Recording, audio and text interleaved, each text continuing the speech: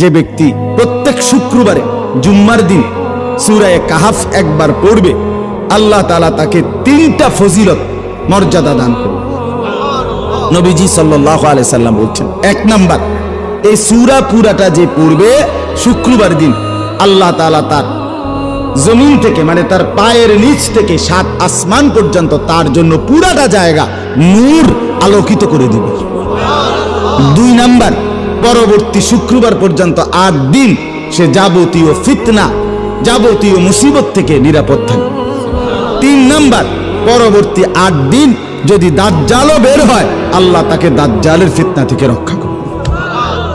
এজন্য যাদের হিম্মত হয়, মহব্বত লাগে, দিল লাগে, তো তারা প্রত্যেকেই চেষ্টা করবেন প্রত্যেক শুক্রবার দিন সূরা কাহাফ তেলাওয়াত করার জন্য। আল্লাহ তাআলা তৌফিক দান করেন।